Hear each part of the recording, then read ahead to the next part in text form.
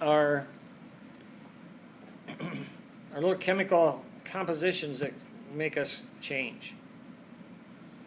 High fevers are dangerous because it denatures enzymes and proteins in the body. Now, we do have some benefits. It causes the liver and spleen to change the way the iron is being used. It sequesters the iron and zinc.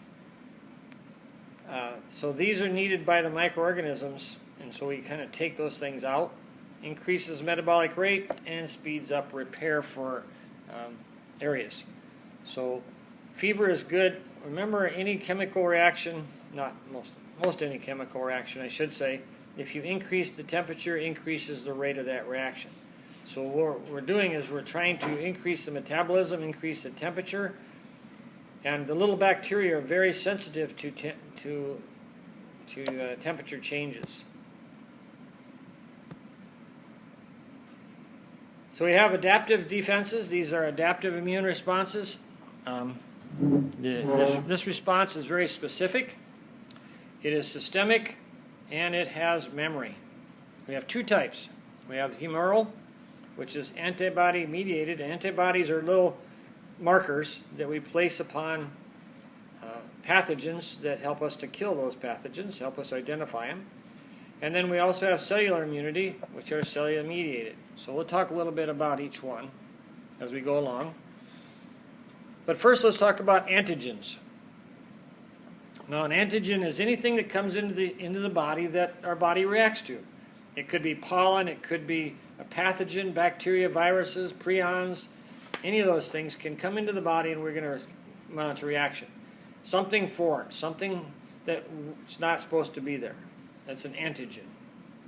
Now, not all antigens are deadly to us or cause problems. We can have antigens come into the body, and we have a mild reaction like a hypersensitivity. Maybe we get sniffles and runny nose, those types of things. But pathogens are antigens that are causing us problems. But not all antigens are pathogens, and not all pathogens give us problems. Well, not all antigens give us problems. Okay? So they just basically are something that our body reacts to. Complete antigens are have what they call immunogenicity. That stimulates our immune reaction some way. Maybe we get a rash, or our eyes water. Say you're in a house that has a cat, you're sensitive to cats. That dander, those hairs, go into your body, and you form a reaction to it. Or do you have any allergies that are cool? No? No seafood allergies, or nothing that's no peanut allergies? You close your throat. I mean, I'm trying to see if we can elicit it, make it happen right here in the bee stings? All right, I'll bring some bees in tomorrow and see if we can see what happens. That'd be fun, wouldn't it? Oh, that'd be great. For the rest of us. So you'd have to have an EpiPen? No. I shouldn't say this out loud. I haven't been stung in a really long time. Knock on wood, right? Since I was really little, but I just swell up really good. Okay. Probably best to stay away from them then, right? Yeah. So these complete antigens can be a protein, they can be a polysaccharide, they can be lipid or nucleic acids. Any of those things can cause problems. Now, haptens are small antigens. They're incomplete antigens. Most antigens are very large, and the body reacts to them. Hapten is not immunogenic by themselves, but they can cause immune reactions just the same. Poison ivy, animal dander, detergents, cosmetics. Anybody allergic to poison ivy? Have problems with poison ivy? Besides the itching that it causes? Itching? Yeah, some people get welts. They get just red and oozing and, yeah, pustules all over the place. No? Shucks, we can't do that either. Detergents, cosmetics. Some people can't use certain toilet papers because they have chemicals in them to make them smell better. Or you can't use detergents. Some people are allergic to smells. I know a guy that can't go to church. He has to sit way in the back in church because he gets too close to people with perfume on and he breaks out. So those are not really huge molecules or anything that the body's going to react to. It's just a small reaction. So we have cells of the adaptive immune system, two types. We have the B lymphocytes and the T lymphocytes. B is humoral. T is cell-mediated immunity. So we'll go through these as we go. So the B cells mature in the bone marrow. That's why they're called B cells, bone marrow. The T lymphocytes mature or become immunocompetent in the thymus. That's why they're called T cells. B cells, T cells. Different places, different things. Talked about that already. B cells are in the bone marrow, and they are what they call self-reactive B cells. Will be taken out of the body. They don't last forever. They don't last forever. Now, we have lymphocytes that make up 1 billion different types of antigen receptors. So when we have an antigen come in, we can detect whether it's supposed to be there or not. We can look at it and look at that substance and say, no, you're not supposed to be here. And then our body will try in any way it can to mount a resistance against that, to get rid of it. Like if it's, you've seen the commercials on TV where there's a piece of asbestos and the body tries to react against it. And it can't, because the asbestos is like indestructible to the human body. We can't destroy it. And that causes the damage to the lungs because of that. The body's trying to eat that area up. It's tearing it apart. Causes mutations and all sorts of interesting things as it goes along. Genes determine which of the foreign substances that it can take care of. So some people have really good genetics, others can't. For instance, the people that have malaria, there are some people that are resistant to malaria because they have sickle cell anemia. It's a genetic change that's taken place so that they can survive malaria. Do you have malaria in your country? Do you? You know people that have it? Or had it? Yeah, Have you had it? once.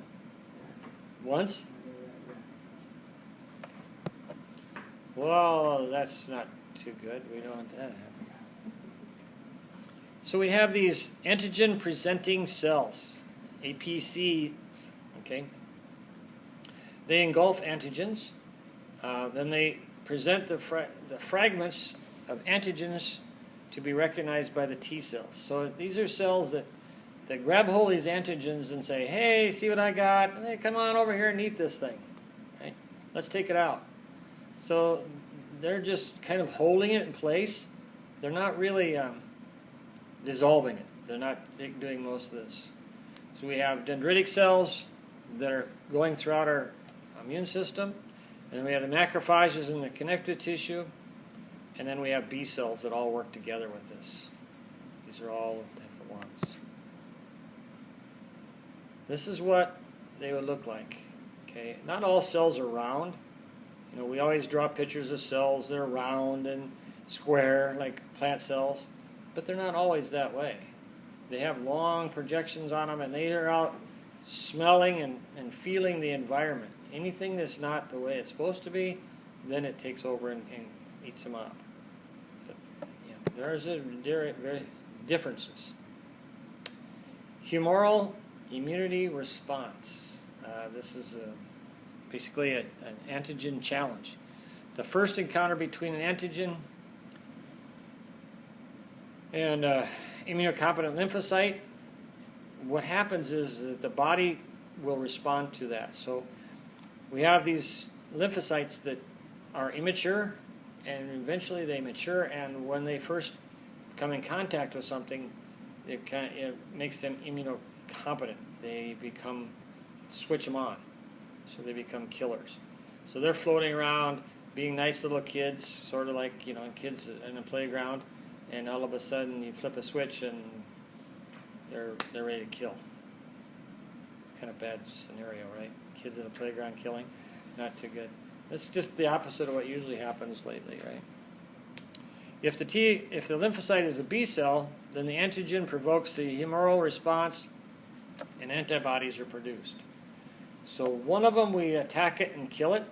The other one, the B cells make antibodies that will tag it, and then we take it out and kill it. So either way, the goal is to get rid of them. We're doing this with clonal selection. We are making clones of these cells that we need to make to. So we have these B cells, and we replicate them very quickly. We make clones out of them so that we have more B cells so they can elicit a faster and a more devastating response to that pathogen. So we stimulate the B cell that grows to form a clone, an identical cell, and it has the same antigen-specific receptors.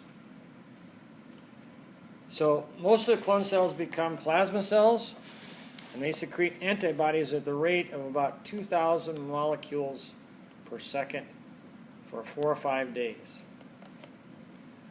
So, okay, so we got a B cell. It clones a cell, boom, boom, boom, boom, so they can make more and more of these antibodies. Instead of having one B cell, it only produce 2,000. Now we have 20 of them that are producing 2,000 every day.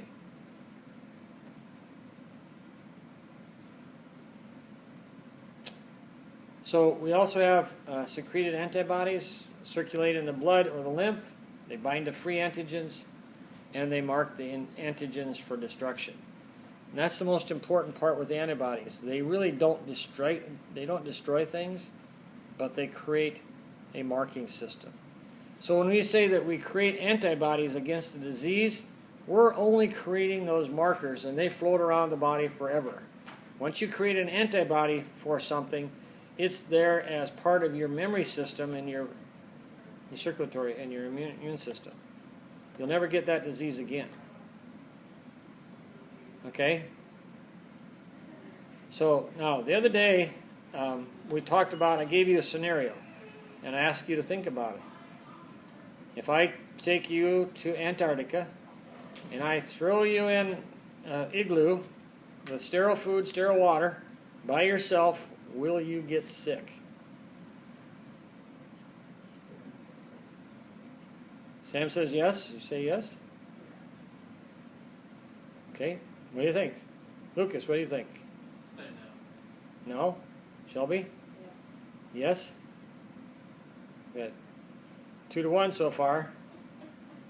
Indy? Yes.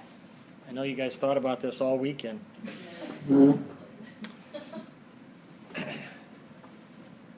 Mitchell? So you said yes. We got 2-2. You're the tiebreaker, Mitchell.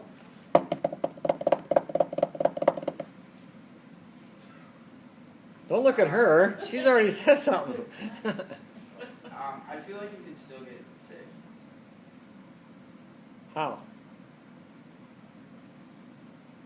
Help him out. He's not the only one I'm picking on. Let's run with this. How? Yeah, What does it take to get sick? bacteria. A germ. A germ. Okay, so what germs are going to be there? Frozen. It's like 30 below zero in Antarctica. You're in the middle of an igloo. How many bacteria are living there? Not too many. Not too many are going to be there, are they? There are some There are some that that could. like extreme. Yeah. Are they pathogenic? I don't know. If they want. You're Miss Of course Microbiologist. they are. You're the microbiologist of the group, right? I gotta stand up. I can't sit there all day. Okay, so let's think about this a little bit. So we're in the middle of Antarctica. It's 30 below zero. Bacteria that live in us are heat sensitive to our temperature, right? So if we get them too hot, what happens to them? They die. We get too cold, they die. So now we're at 30 below zero in an igloo with sterile food, sterile water. We've got most all the bacteria, viruses out of there. We're still going to get sick. I would die, it's too cold. You die? You just die, right? What would you die of? Hypothermia. Hypothermia? Yeah. Hypothermia before you get sick. Okay, so, you know, the odds are going to be that you're not going to get sick very often unless unless a disease comes into where you're at. You have to be inoculated with a disease in order to get sick. That's what I'm trying to say. Okay, so let's say does cold make you sick? Because you know in the middle of winter everybody's sick. You get colds all the time, flu. We get more colds and flu in the winter than we do summer, right? Does everybody agree with that? Mm-hmm. So why is that? Why do we get more colds and flu in the winter than we do in the summer? The cold compromises your immunity. That's one reason. What's the other reasons? Why? I feel like because everyone's houses are more shut up, the germs tend not to. He said shut up.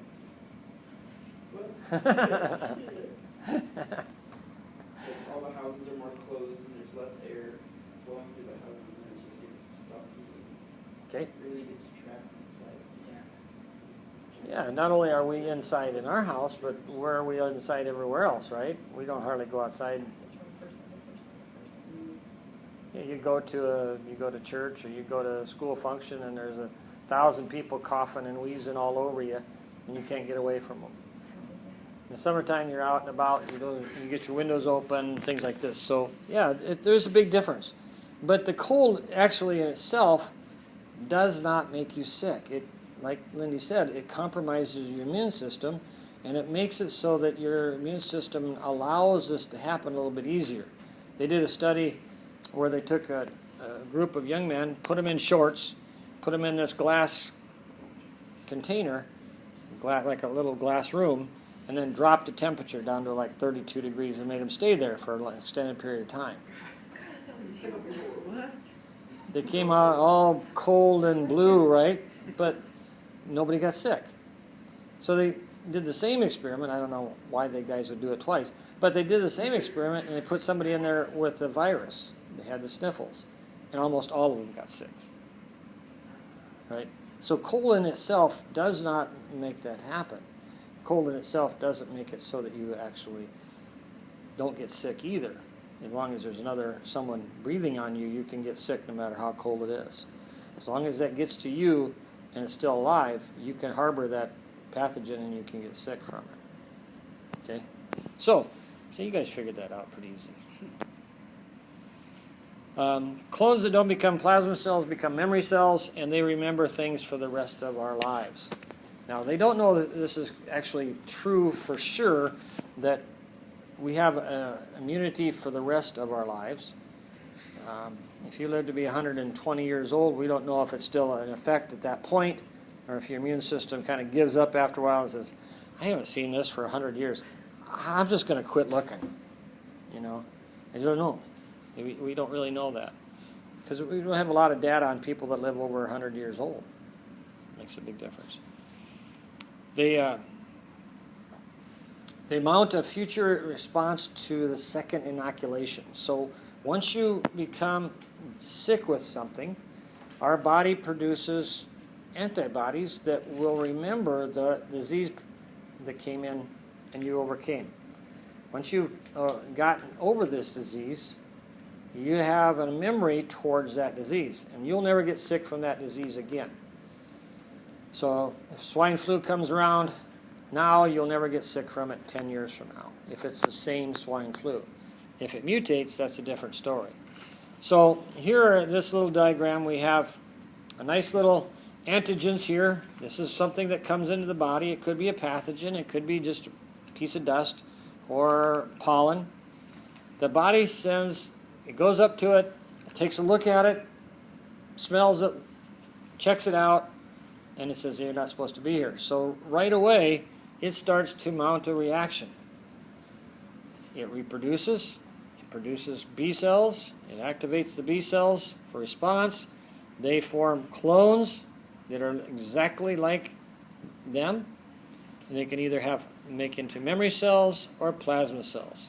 These secrete antibodies And these will remember the disease for the rest of your life that it's been there.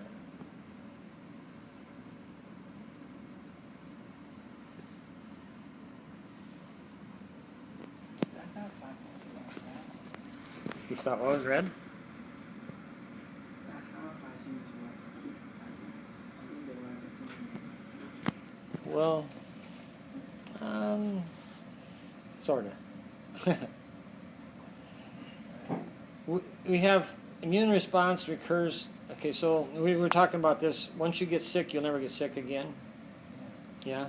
So what you have is you get sick, 6 to 10 days you feel bad, and then you get better. Either that or you die, whatever comes up, right? Then the second time around, we get the second, that we call a secondary immune response, that only lasts very shortly. Have you ever had a situation where everybody around you is sick, but you just kind of feel, oh man, run down, achy, and then you feel better? That's the second response that takes place. You've had that disease before. People around you have never had it, but you had it one time. And now your body responds much quicker because it's already got an immune system set in place. And it can overcome it so much quicker that way. So 10 days, you're pretty much good. After that, your body gets antibodies built up, and they can tag these pathogens much easier. Once they see them, they tag them, and then they're taken out much quicker. The body doesn't have to spend time looking at it and deciding whether to take it out. It knows, since it's already been there, we tag it immediately, and we take it out, boom, boom, it's done. Not a problem. So this is the response. This is the first of it. This is our initial response. This is when we get sick. You're having difficulties. You get the flu, and this is a process that takes place. But the second time around, we have these little cells already produced, maybe years later, maybe decades later. But we have these cells already produced that goes directly into these plasma cells, and they produce these antibodies that tag these little pathogens so that you don't get sick again. Now sometimes that goes wrong. You get a response that's worse the second time. Like maybe you're exposed to a bee. You get stung by a bee. The first time you get a welt. The second time you get a bigger response. And the third time it just gets blown out of proportion, and you can actually become systemic and die from it. And that's not a good thing. Does that happen with poison ivy too? I have no problems with poison ivy. I think I could roll in poison ivy and not have any problems. But my kids, they go out and they cut a tree down that's got some poison ivy around it, and they got all over them. That's really weird. I don't know why. They just must have got that from their mother, not from me. Poor genetics on her part. So, responses that we have. Naturally acquired response. This is a response to bacterial or virus, and this is when you actually get humoral response, your body will actively prepare you for that response. So you get the flu. Let's say it's Hong Kong flu number 1. Okay? You get that, you survive it, you create antibodies against it, and now you'll have that immunity for the rest of your life. That's an active, natural immunity. You've developed it, you've created it yourself, and it's there forever. An artificially acquired immunity is a vaccine. So when you go to the doctor and you get a flu shot or an MMR or any of these shots, these vaccines, it goes in and it says, and they kill the individual pathogen or virus that they send in there. They make it so, they attenuate it so it's not pathogenic anymore. It won't make you sick. It makes this response quicker and faster, Your body doesn't have to fight off the virus because it's dead, but it can recognize that virus or bacteria and create an immune memory to it that will last for maybe mostly 10 to 15 years at the most. And then you have to have a booster again to make that work better. So if you have the polio vaccine, you have to have several booster doses of it. Sometimes women that they're not up on their polio vaccine, their babies get it. They're changing their diapers. Polio is transmitted fecally mostly, and if they get that, they can get polio from their babies, and especially if the polio vaccine that you give your babies isn't completely dead, you can get it from them. So, are vaccines good or bad? Good? Think so? Okay. Sam says they're good. Anybody else want to disagree? I mean, this is a big hot topic now that people are fighting about.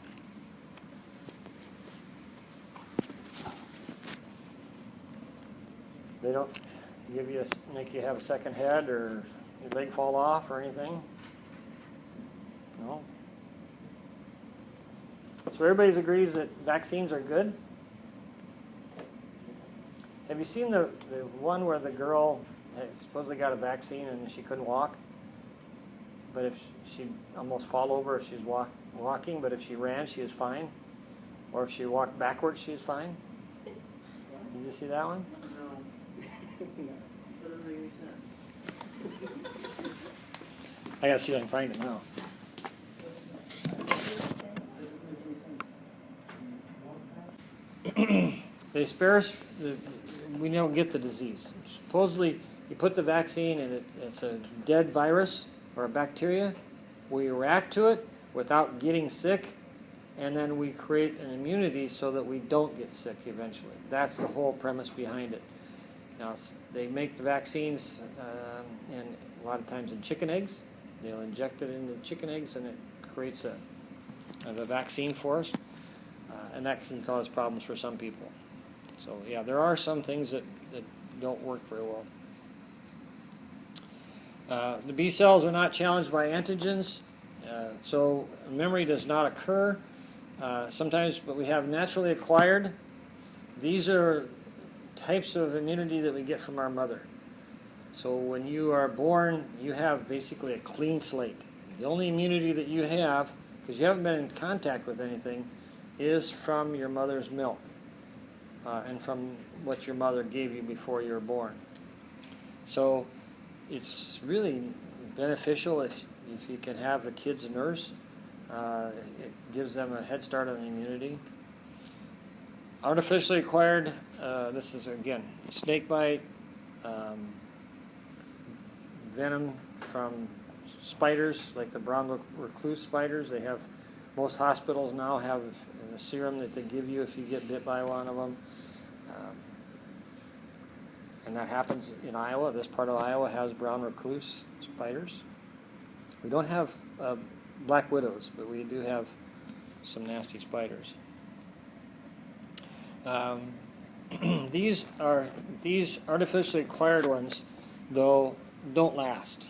They are degraded by the body, and we have to have them every time. So if you get bit this week by a brown recluse, you get the serum. You need it again next year. It's not going to stick with you. Do you have bad spiders in your country? Spiders. Yeah, I've seen spiders, but I haven't been bitten by a spider before. Just lions and tigers and bears? Hasn't got bit by any of those, but a lion, yeah. See, we don't have lions here, so we don't have to worry about that. So here's the process of humoral immunity. We have active and passive. Actively acquired, actively acquired vaccines, naturally acquired antibodies from your mom, and passively artificially acquired. These are injections of snake venom and all that stuff. Antibodies, we talked a little bit about this. We have antibody classes. We have IgM, IgA, D, G, and E.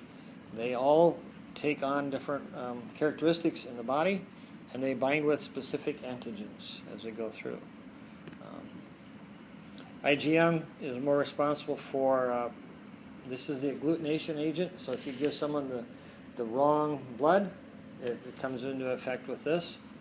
IgA is in mucus, and we find this more with allergies.